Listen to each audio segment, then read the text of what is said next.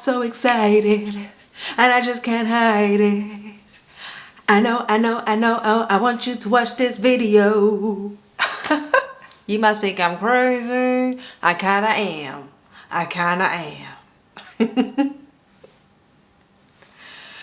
I want you to leave a thumbs up just below this video if you want a lasting, amazing, healthy bond with your baby. I want you to leave a thumbs up if you want to minimize temper tantrums. I want you to leave a thumbs up if you want to enjoy your parenting journey rather than being a daily struggle, a daily stress. I want you to leave a thumbs up if you want more peace of mind with your child, if you want to de-stress, if you want to focus on being playful and positive with your child. And I want you to leave a thumbs up if you want to raise a happy and confident child. Leave a thumbs up if you want to know how to have not only a lasting bond whilst your baby is still a child, but even through to adulthood. If you want them to be able to open up to you, trust you, and for you to have an amazing bond with them, even if they're living away from you, miles and miles and miles away, just leave a thumbs up if you want to know a simple step-by-step process you can actually implement right now so that you can enjoy your parenting experience and have a lasting bond with your baby. Okay, you're still watching, so you definitely want to stay tuned with me on here, because I'm going to teach you something super easy, super fun that you can implement right now so that you can have a lasting bond with your baby and gain the benefits, and you can experience the benefits straight away.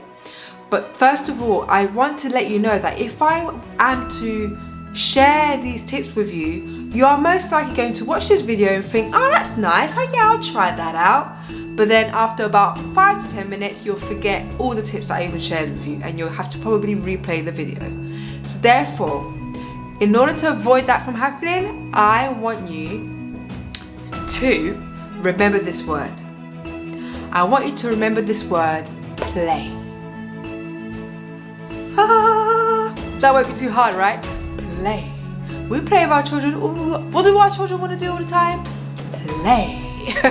So remember this word, play. Let me break it down for you. We're going to use the word play as an abbreviation for the steps that I want to share that will allow you to have a lasting bond with your child. So get a pen and paper and follow me as I share these steps with you. And then I have a little bonus one as well, so definitely keep playing this video. Stay tuned so that you can get the bonus tip. Right, the first thing is P. P for play. And P is for playfulness. So P stands for playfulness. For you to have a lasting relationship with your child, a lasting bond with your child, you need to get in tune to their world and tap into their world, because they are definitely not having adult definitely don't have an adult mentality right now. They are not thinking about their problems or stresses. They're very much in the moment, and they want to play because children learn through play. They're very much all about exploring their world. So I want you to get to their level and be playful and kind of embrace that from them. So when you're feeling like, oh, because sometimes as parents we can get so caught up with what we need to do and what we want our children to, how we want our children to, what we want our children to achieve, any milestones, why haven't they reached their milestones, and we're always thinking about left, right, and all sorts of things. How's my child doing? Why is my child sick? And asking ourselves questions, and we forget to just be present with them and be playful. So instead of getting caught up in that cycle of seriousness, I want you to sometimes take a moment to just be playful with them. So let me give you an example. What I do every morning now, and I've just recently started doing it, is I've got like a little morning routine. That I don't always get to implement it, because obviously when you have a child you have to be flexible. But what I do is I do a little bit of yoga, and then I spend 10 minutes one-to-one playing with her and being playful. So I actually set that intention to be playful with her. And then another way to be playful is to, when your child is, I don't know, my child for some reason, she's on that phase where she goes in the kitchen and she starts touching our recycling bin, right? So instead of me going, oh my gosh, stop touching it, and kind of snapping at her, I get down to her level and I laugh with her, and I'm like, why? Like, I actually look at what she's doing, and it's actually, and I look for the funny in it. I actually look for the funny in it, and I get playful with her, and I gently and kindly say to her, we do not touch the recycling bin because it's not clean, but I do laugh with her and she laughs with me back, and we give each other a cuddle, and it's really, really sweet. And I actually just tap into the playfulness of what it is that they're doing and find the funny in it, so that it really de-stresses you. You get to tap into their world, and then you can actually discipline them without the harshness. It doesn't always apply to everything, but it does help you to enjoy the parenting journey more, and it doesn't ruin your day because your child is doing something they're not supposed to be doing and it frustrates you. So it just allows you to break that cycle and be playful with them. So that's the first thing. So now moving on to the next tip of play. So L is next. L is for letting go. So I want you to let go and allow yourself to be flexible with your day. What do you want to let go of? What do I mean? Well, if you're like me, you like to have an itinerary and you like to know what you're doing for the day, and you can sometimes be a bit regimented. Now, honestly, unless your job is working in the Air Force, you are not a soldier, you do not need to be as regimented in your work, at home. Your child is not going to follow suit, and you'll end up clashing, and it will not help because they're going to be frustrated because you're trying to restrict them and get them to fit into a box of your day-to-day activities.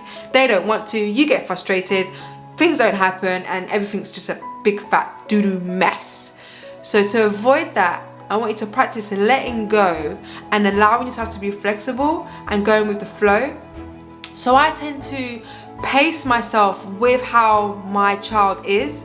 So if I know that she's feeling tired, or she's kind of going through a phase where she's quite irritable, I won't like bombard her with loads of activities.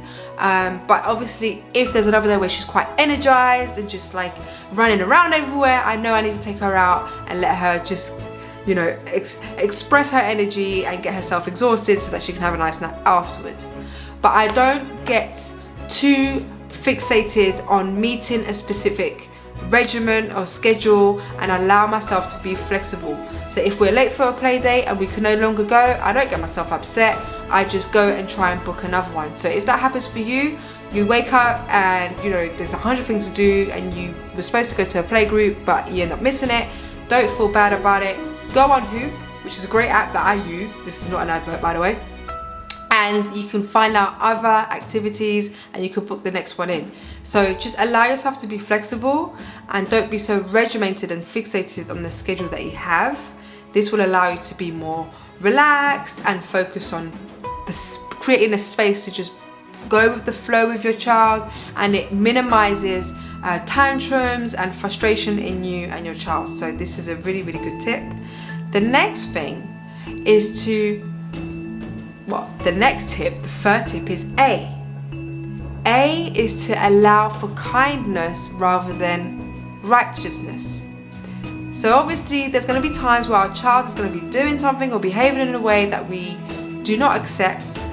For example, you may be out in a park and it's time to leave, and your child is ready to throw a tantrum because they don't want to leave and you want to leave, and you've got an appointment and you've got to be there on time, and it's easy for us to go, well, I'm right, you're wrong, we need to go, come on, and start arguing and trying to force them into the buggy. And I know how it is, I know, I get it. But what we want to do, if we can, to enhance that possibility and reinforce that possibility of bonding, we need to get to their level. It's all about getting to their level and finding ways to help them manage their emotions, compromise, and enter their world and their viewpoint.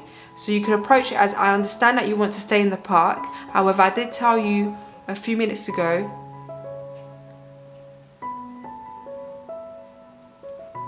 that kind of freaked me out. My husband just walked in and I was like, oh my god, what is that? What is that? Hence the pause. Anyways, let me carry on. He's breaking my flow. So you want to get down to their level and just breathe and say, look, I understand that you want to stay in the park, however it's time for us to leave. How about we come back after the appointment, and then, you know, just kind of negotiate with them or allow the space for them to express themselves the way that they're expressing themselves, and show kindness. show kindness. So when my child she wants to touch something that she's not supposed to be touching, sometimes she likes to touch my computer or play on the laptop, and then when I put the laptop aside, she starts to get frustrated, and instead of saying, no, you shouldn't be touching that, and kind of imparting that feeling of you're wrong, like do not touch the laptop, and I can see her shake up if I am to do that, and kind of like, oh, you know, like there's a bit of fear that arises in her. I show her kindness, and I show her empathy, that I understand she wants to explore the laptop, however it's not appropriate, and I explain to her why. So it's more of explaining the situation rather than being very abrupt and harsh and righteous and and showing a lot of righteousness.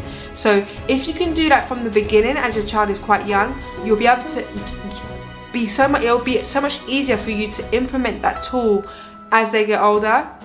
So when they're becoming a teenager and they're behaving in a way that you thought that would get them stuck in, or they've made a mistake, or I don't know, they stole like a candy bar from the shop, you can sit down with them, and instead of trying to be righteous, listen to them, find out what's going on with them, find out why they behave that way, and then point them in the right direction. And that will really help to reinforce and create trust within you. Your child will be able to trust that they can express themselves without being made to feel wrong. So that's a super important tool that I will actually do a separate video on, because it's a big topic. But you want to show kindness within the discipline instead of righteousness, because when you make yourself right and to make the other person feel wrong, that really has a detrimental impact on their self-esteem. Okay, so it can be very insidious towards their self-esteem.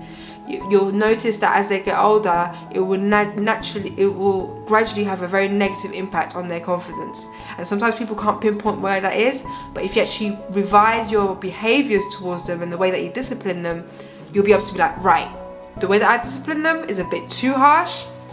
This does make sense. This does make sense as to why they're behaving in such a way, and why they're feeling that like they don't have the confidence in certain areas of their lives.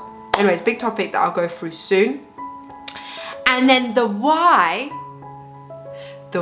tip is to say yes to no more labels. Now this is a big topic that I'll do a separate video on. So we need to be very vigilant of the way that we judge our child. They may be shy at one point, or in a certain area of their life, for example.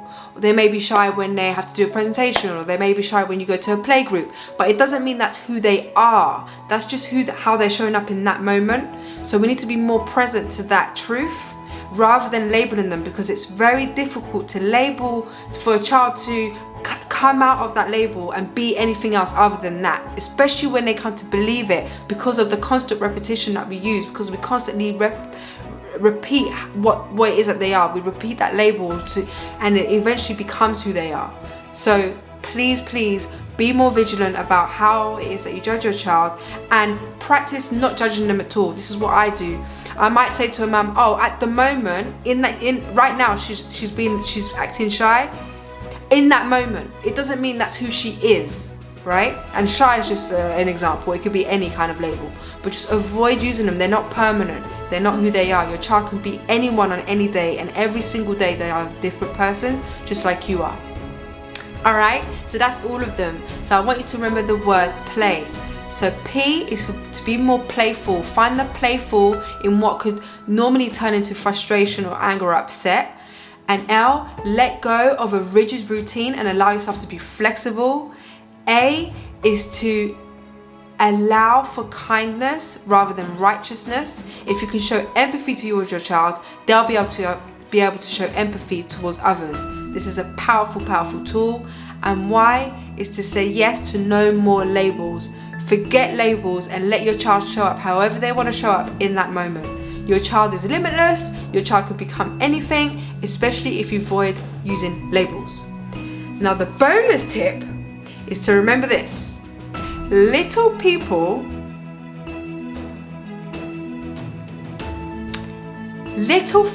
matter to little people.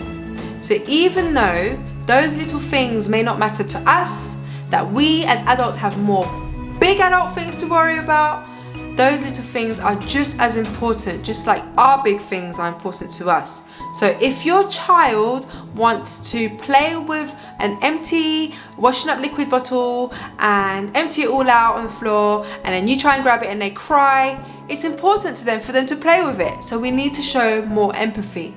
And if they want to leave with their favorite teddy bear outside and bring it to the park and you don't want them to, but they really want to, know that that's important to them. If they don't want to share one of their favorite toys with their sibling and they start crying and stamping their feet, know that that's important to them. The more you can realize and show empathy towards what is important to them, the more they'll be able to respond to you and understand and have that security that they can trust you. Because bonding is all about creating trust. The more your child can trust you, the more they're going to want to play ball. The more they're going to want to negotiate, the more they're going to want to compromise with you. As they get older, it's super important. If they don't feel they can trust you, they're constantly going to be in flight or fight mode, trying to fight you, right? So if you can show empathy and kindness and really appreciate what is important to them, even though it may seem trivial, this will win them over, and in the long term you will be so grateful you did it, because you'll be able to compromise with them more easily. You can avoid arguments and disputes because you can both get your feelings expressed and be respected. When you show empathy and kindness, you're teaching them how to share that with others. Our children can only express what they have inside. So if you can model kindness, if you can model empathy, if you can model understanding, they will know how to express that as they grow older, and they will express it back at you because it will be like a mirror effect. So it's super useful to remember that little things matter to little people. So definitely leave a thumbs up if you haven't already. If you want a lasting bonding relationship with your child and you like this video and you feel like it helped, leave a comment below if you've got any further tips that you use to bond with your child. And thank you so much for tuning in. My name is Christine, I'm a confidence coach, and this channel is all about embracing childhood and helping our children to be happy and confident in their lives, and for us to enjoy conscious parenting. So I would love for you to consider subscribing. There'll be more videos like this that you can tune into, and I wish you all the best and happy parenting.